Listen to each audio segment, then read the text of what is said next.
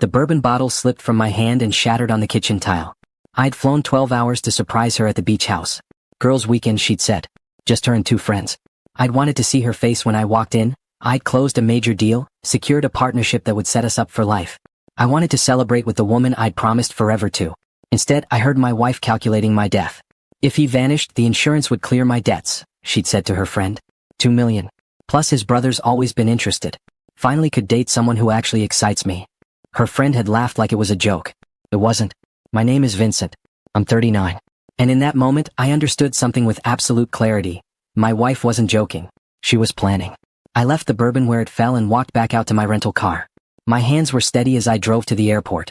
My mind was already 3 moves ahead, not toward revenge yet, but toward survival. Toward understanding what I'd missed.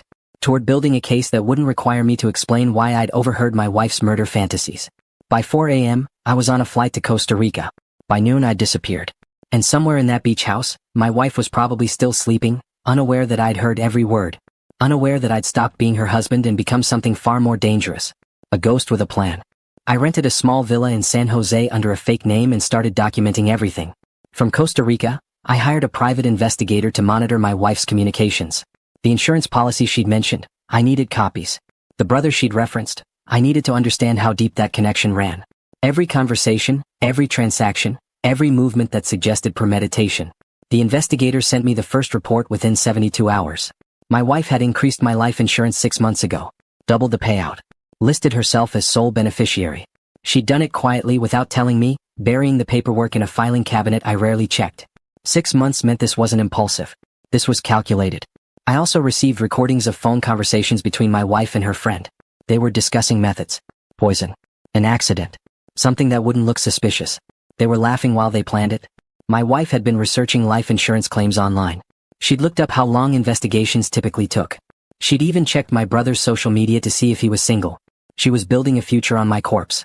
I transferred half my liquid assets to an offshore account. Not to hide them, I wasn't running from the law.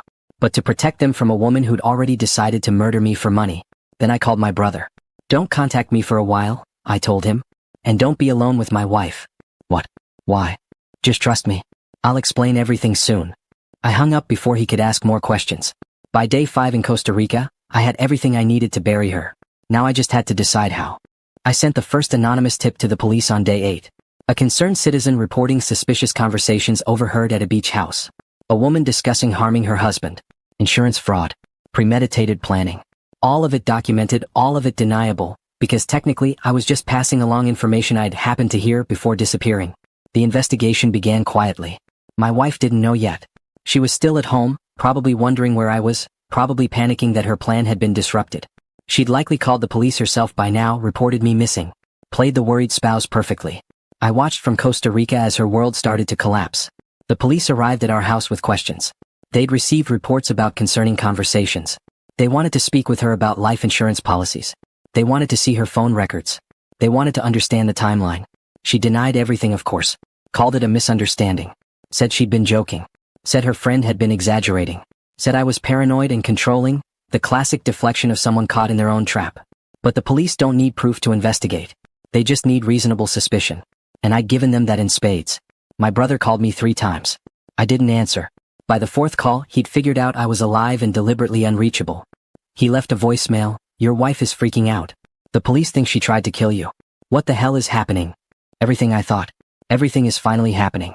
I watched the news articles begin to circulate. Local woman under investigation for insurance fraud and conspiracy to commit murder. Her face plastered across headlines.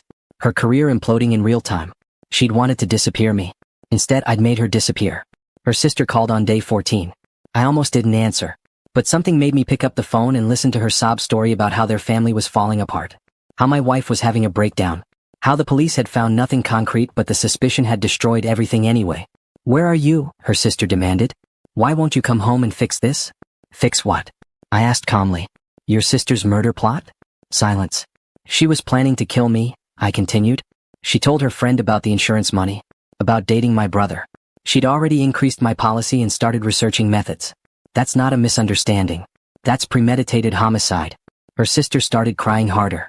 She's having a complete breakdown. She's in a psychiatric hospital. She keeps saying she's sorry, that she didn't mean it, that she was just venting. People don't casually vent about murdering their husbands, I said. They plan it. She planned it.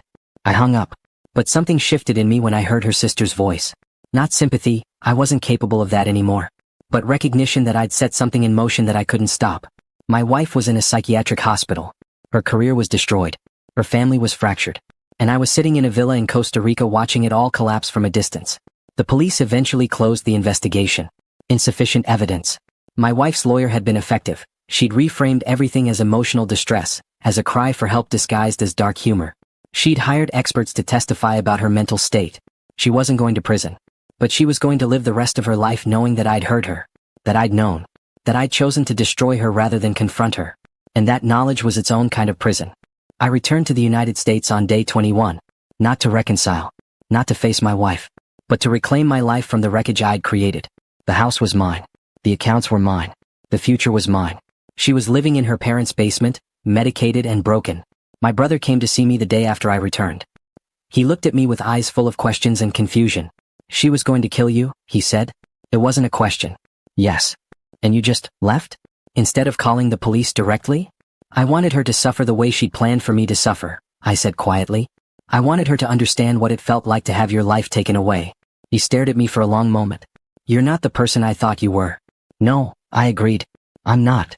The divorce was finalized quickly. She didn't fight for anything. Just signed the papers from her parents' house and disappeared further into herself. I kept the house, the accounts, everything. She got a small settlement and the burden of knowing that she tried to murder me and I'd responded by destroying her in return. I started seeing a therapist. Not for redemption. I wasn't naive enough to think that was possible. But to understand why I'd chosen systematic destruction over simple escape. Why I'd orchestrated her downfall instead of just leaving. You wanted her to know, my therapist said. You wanted her to feel what you felt when you heard her planning your death. She was right. I turned her own weapon against her and called it justice. But justice requires the person to understand what they've done. My ex-wife understood. She understood perfectly. And that understanding had driven her to a psychiatric hospital where she spent her days staring at walls, medicated into numbness. I'd won. But the victory tasted like poison. 6 months after the divorce, my ex-wife attempted suicide again. This time she succeeded. Her sister called me with the news. My ex-wife had taken pills at her parents' house. Left a note. By the time they found her, it was too late. I felt nothing at first. Just a blank space where emotion should have been. Then the weight came, not sadness but understanding. I had orchestrated her destruction so completely that she'd chosen non-existence over living with what I'd done to her. I'd wanted her to suffer. I'd achieved that goal with brutal efficiency. And now she was dead. The note, her sister said, was addressed to me. She'd written about how she understood why I'd done it. How she deserved it.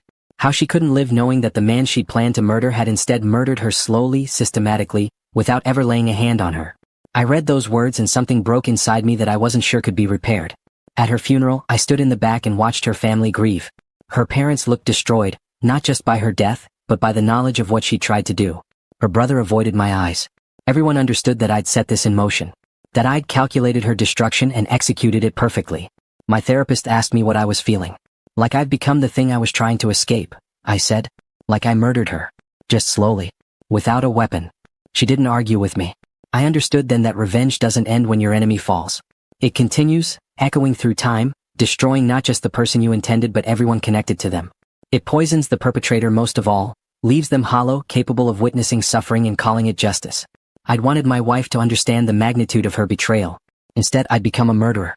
Just one that the law couldn't touch. A year after my ex-wife's death, I sold the house. I couldn't live in it anymore. Every room held the ghost of the person I'd been before I heard those words in the beach house. Every corner reminded me that I'd chosen destruction over dignity. That I'd orchestrated a woman's slow descent into madness and called it accountability. I moved into an apartment downtown. Sparse. Empty. A place where I could exist without the weight of my own choices pressing down on me. My brother had stopped speaking to me. Her parents sued for wrongful death, claiming I'd driven their daughter to suicide through emotional abuse and premeditation. The case was dismissed. I hadn't technically done anything illegal. But the verdict didn't matter. I knew what I'd done. I started volunteering at a suicide prevention hotline. Not out of redemption. Out of a desperate need to prevent someone else from becoming what I'd become. A person capable of watching another human being deteriorate and feeling satisfied about it. The work haunted me in ways I couldn't articulate. Each caller who was suicidal, each person at the edge of that cliff felt like my ex-wife. Each one felt like someone I'd pushed there with my own hands. I received a letter from her parents. They'd kept her last note, the one she'd written to me. They wanted me to read her final words. Not as accusation but as testimony. In it she wrote, "I understand now why you did this. I deserve it. But I can't live knowing that the man I married has become someone capable of this kind of cruelty. I can't live knowing that I made you into this. So I'm leaving. I'm sorry. For everything." Those words destroyed me more than any revenge I could have orchestrated. Because she'd understood at the end that we'd both been casualties in a war neither of us had won. And I was the one left standing in the wreckage. 3 years after my ex-wife's death, I sat in my therapist's office and finally asked the question I'd been avoiding. Can I ever come back from this? She didn't answer immediately. Just looked at me with eyes that had seen too many broken people trying to reassemble themselves. That depends, she said, on whether you're asking for forgiveness or understanding. I didn't know the difference anymore. I'd spent 3 years volunteering at suicide prevention centers. I'd answered calls from people at the edge of cliffs, talked them down, listened to their pain without judgment. I'd raised awareness about mental health. I'd donated the money from the house sale to foundations dedicated to preventing suicide. But none of it brought her back. None of it erased the fact that I'd orchestrated her destruction and called it justice. I'd heard my wife planning my murder and responded by murdering her slowly, stripping away her career, her reputation, her mental health, her will to live. I'd done it all with the precision of someone executing a plan. And I'd justified it as accountability. But accountability requires the person to survive it, to learn from it, to rebuild. What I'd done was eliminate the possibility of any of that. I'd become the very thing I'd wanted to escape, a person capable of ending another human being's life and calling it justified. The irony was that she'd been right in her final note. I had become someone unrecognizable. Someone capable of cruelty masquerading as justice. Someone who'd confused revenge with righteousness. I would never recover from what I'd done. I could only spend the rest of my life trying to prevent someone else from making the same choice I had. That would have to be enough, because it was all I deserved.